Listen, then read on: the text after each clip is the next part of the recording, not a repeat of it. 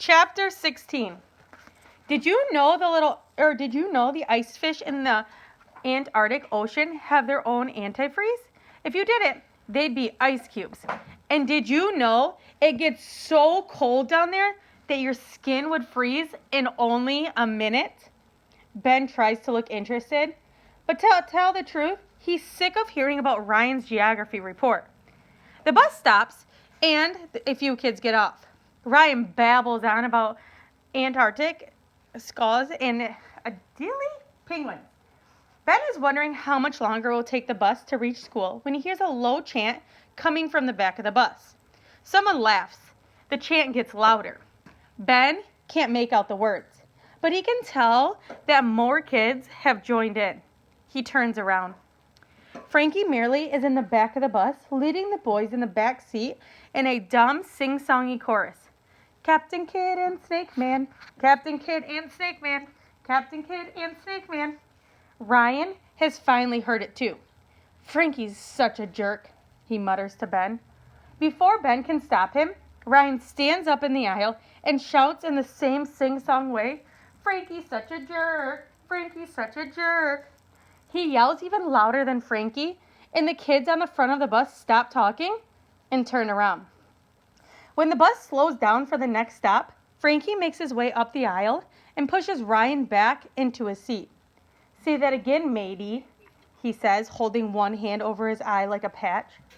Ben's heart pounds. Stop it, he says. Oh, look, Snake Man can talk. Frankie turns around to make sure the other boys are watching. He makes a rattling sound with his mouth. Leave Ryan alone, says Ben. You started it with that stupid chant. What do you say, Captain? Do you want me to leave you alone? Frankie tries to yank Ryan's glasses off, but Ben knocks his hand away. The glasses with the patch hang lopsided halfway down Ryan's nose. Ben has had it. Without thinking, he climbs over Ryan and lifts Frankie up by his jacket, pushing him back down the aisle. Hey, the bus driver shouts. Enough of that. Everyone in your seats. Suddenly, everyone is yelling and hooting. Leave him alone, Ben screams. Leave my friend alone. Ben's eyes fill with tears, but he doesn't care if anyone sees. He gives Frankie's jacket another shake and shoves him back in his seat. The bus driver pulls the bus to the curb and lurches down the aisle. You boys settle down or you'll be walking to school for the next month. Everyone on the bus is quiet now. Ben drops down in his seat next to Frankie. Sorry, he says to the driver. I better not hear another word out of you two. The bus driver glares at them, then returns to the front. As soon as the bus pulls away from the curb, Frankie snorts in disgust. I'm glad I'm moving. This school and all the losers in it like you stink big time. You're moving? Ben can't believe what he just heard. You're leaving? When? This summer, Frankie says. I wish it was tomorrow. Who wants to live in this crappy town anyway? Ben tries to hide a smile. Good luck. What do you mean? Frankie says. I mean, good luck being the new kid in a different school. You'd better hope that wherever you move, the kids there are nicer than you. Because you can be a real creep. Yeah. Ryan is up on his knees looking over the back of the seat. I hope the overtoad eats you up. Danny Martin chokes back a laugh. Frankie glowers at him, and Danny whirls around to face the front. At the next bus stop, Ben heads back to his seat. One for the overtone, he says to Ryan. Yeah, one for the overtone. Ryan gives Ben a huge, goofy grin and picks up his backpack. Gotta get off here, but I'll see you tomorrow, he says. We'll have a blast. See you, Ryan. Ben watches out the window as Ryan gets off the bus and heads across the street to his house. Ben is still shaky inside from the encounter with Frankie, but he grins. He can feel people looking at him, but it doesn't bother him at all. Who knows what he's feeling inside when you get really, really mad and you just feel like you just cannot stop shaking? Anyone feel that before? When you get really mad? That's my sister. Oh. Then he remembers his geography report. His stomach rolls over once, then settles into a dull churning. Hey, his father is standing at the door of Ben's room. Agatha is beside him, already in her pajamas. Hey, Ben says, placing his arm over the notes and desert pictures scattered on his desk. How's the report? Pretty good, Ben says, hoping that will be enough for his father. His dad flops down on Ben's bed and pulls Agatha on his lap. Ben cringes. This is not good. Your mom thought maybe we ought to take a look at it and see if we can help you finish it up. No, that's okay, Ben says. I can do it. Actually, I'd like to see it. It's quiet for a couple of seconds, and Ben points to the papers on his desk. Here it is. Those look like notes. Can I see what you've written? I haven't really written much yet, Ben mutters. He fumbles for something else to say, knowing the truth is about to come out. To make matters worse, his mom sticks her head in the door. Bedtime, she says. Ben's showing Dad his report, Agatha says, except he doesn't have it. Ben gives his sister a hard look. Why don't you go jump in a lake, he says. Because I don't want to, Agatha says.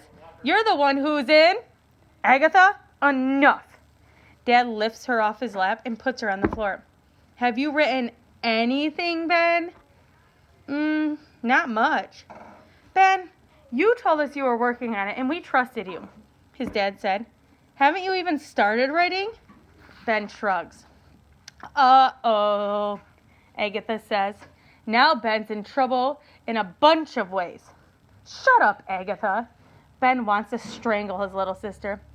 What do you mean a bunch of ways? His mom asks. Should I tell them? Agatha keeps her eyes on Ben, but edges closer to her mother. No, Ben says. Okay, says their father. What's happening? Ben got in a fight and almost got thrown off the bus. I did not. Did so. The bus driver says you're not supposed to fight on the bus, and you did. Agatha, Ben yells. Enough. Their father says, Agatha, go with Mom. Agatha sticks her tongue out at Ben as Mom drags her out the door. Ben, what's going on with you? There's so much going on in his head. Ben doesn't know where to start. Is this about Miss Tibbetts? His dad asks. Is that why you're not doing your work? No. Actually, it is about Miss Tibbetts, but it's also about Frankie and Ryan and the Spadefoots and Miss Tibbetts' sister-in-law and the man from the Natural Heritage Program and being new. His father sits on the bed holding his head in his hands and staring at the floor. Sorry, Dad, Ben says. His father looks up. What are you going to do now about your report? It's Wednesday, and isn't it due on Friday? I'll finish it tomorrow, Ben says. Just make sure you get it done. His father stands and comes over to Ben's chair. Is there anything I can do to help? Ben shakes his head. I love you, pal, his dad says. I know, Ben says. Thanks. It's torture getting through class the next morning. Every time Ben thinks about the report, his stomach clenches up. While Miss Kutcher is writing something on the board, Jenny turns around in her seat. I heard about the fight, she whispers. It wasn't a fight, Ben says. It sure sounded like a fight. I noticed Mr. Loudmouth is pretty quiet this morning. Who's Mr. Loudmouth? Frankie. Ben looks toward Frankie's desk. Frankie is staring straight at him, but he jerks his head down the moment Ben meets his gaze. We're at the top of 181. Ben doesn't really care about Frankie. He's got more important things on his mind. The pool in the woods behind Miss Tibbetts' house is surely gone by now, but he'll just have to stop worrying about that problem and hope he and Miss Tibbetts can convince Mr. Lindsay that they really were Spadefoots in the pool. Now he needs to concentrate on his report. He can get more stuff off the internet, and after school he can go to the town library. He can even ask his mom or dad for help. He could draw a map of the area. Maybe he can pull it off. He feels better. He can do it. Ben crams his book and his desert note cards into his backpack. It's almost time for dismissal. Hey, Ben, Jenny says, looking back over her shoulder. Yeah? See you this afternoon. What for? You know, Ryan's party. What? Today is Ryan's party. I know he invited you. You're coming, right? Ben remembers the party hat invitation he stuffed under the papers in his desk. He feels like he might throw up. Why is he feeling like that? Why is he feeling like he might throw up, Brennan? Mm-hmm. What does he have to do? His project that his parents are on him for. He can't do both at the same time. Yeah, and that's like the same situation he had with Ryan's party, right? Or not Ryan's party, sorry. Danny's. Is your mom bringing you over? Wait, did I skip a part?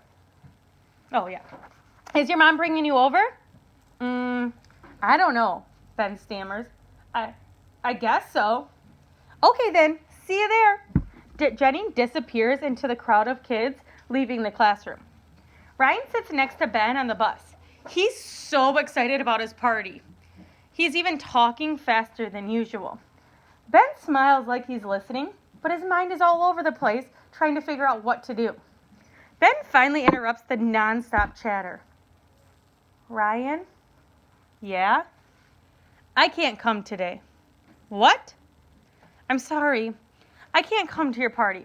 I haven't done my report. I'm pretty much grounded until I finish it. I'm really sorry.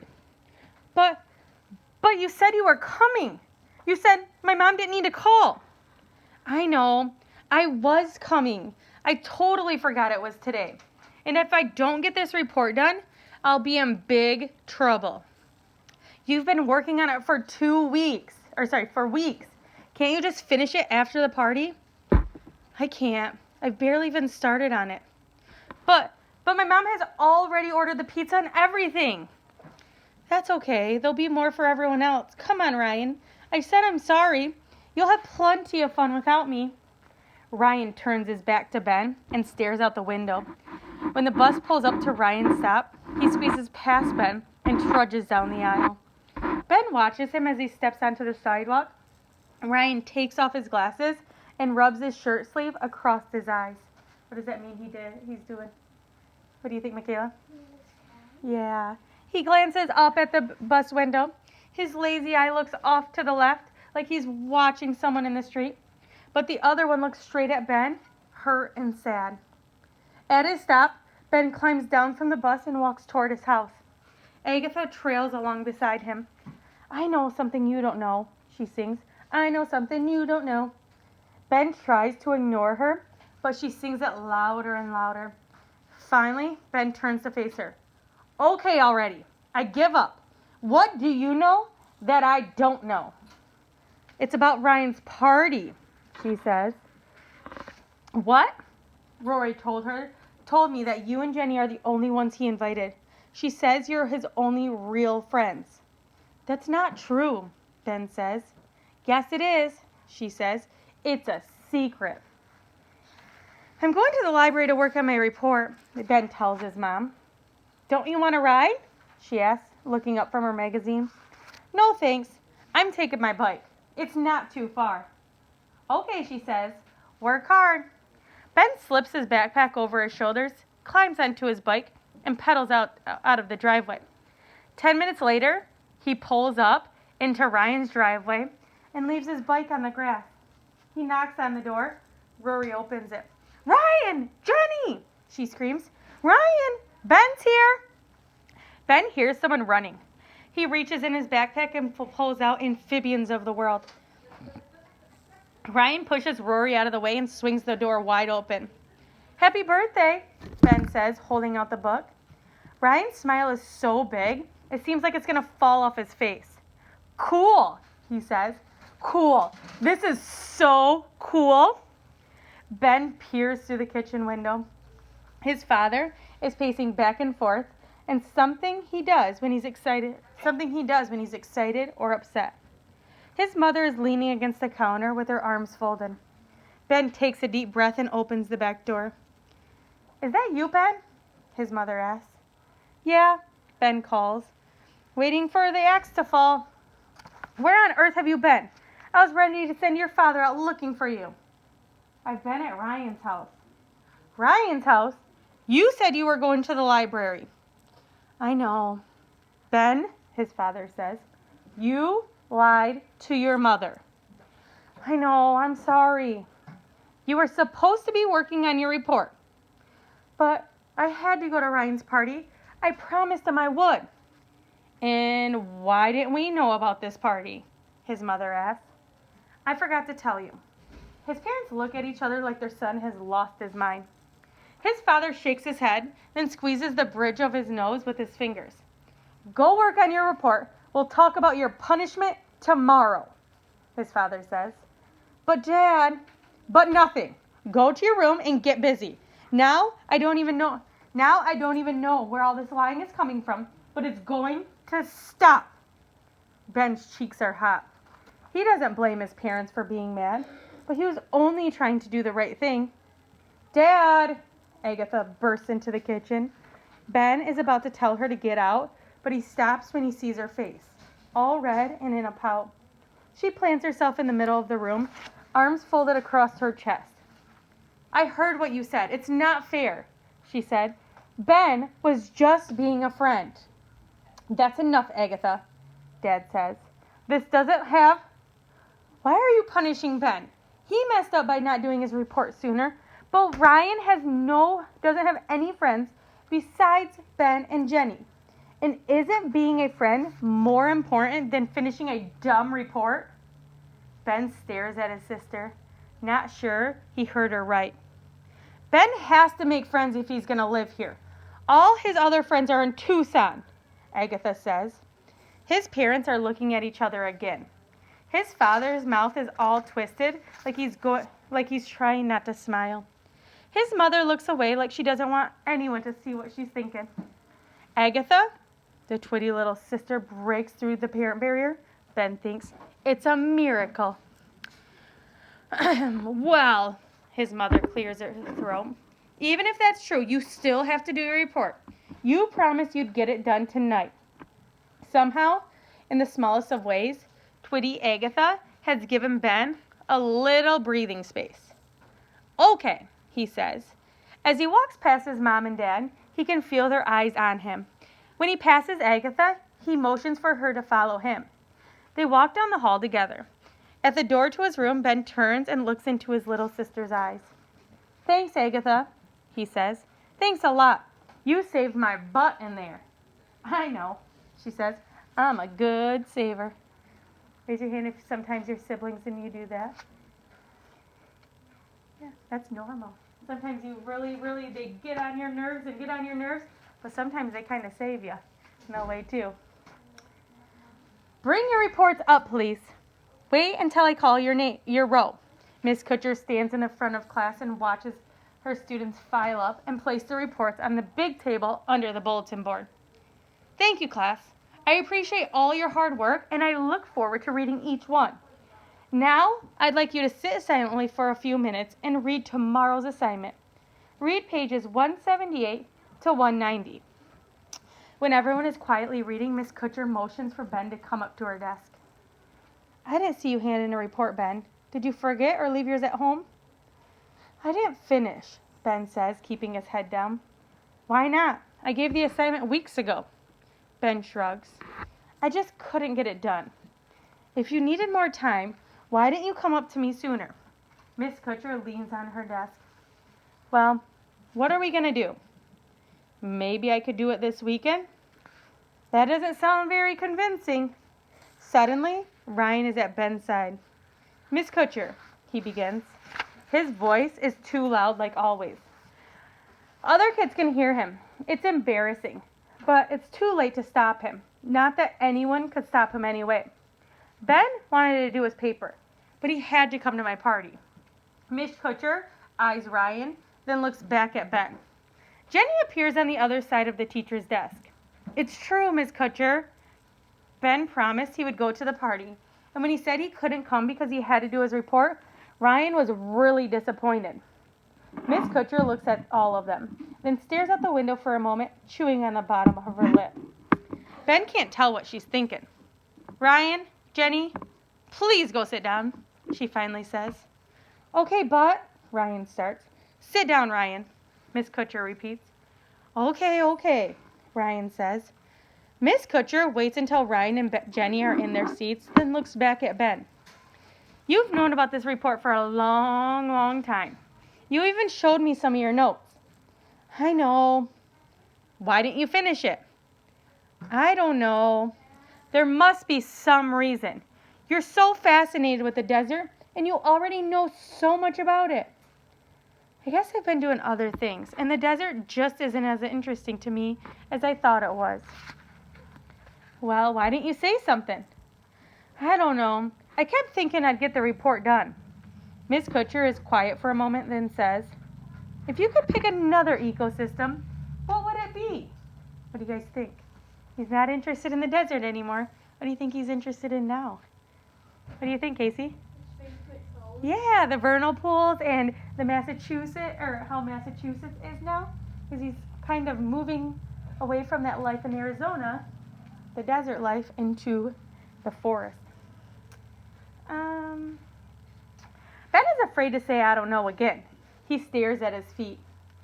I have an idea, the teacher says, and Ben looks up. He can tell by the tone of voice it's something new, something different. Why don't you write about a habitat around here? You're new in Massachusetts, and it might be interesting for you to find out about your new environment. Ben is astounded. Miss Kutcher knows more about him than he thought she did. Could she have been talking to Miss Tibbetts?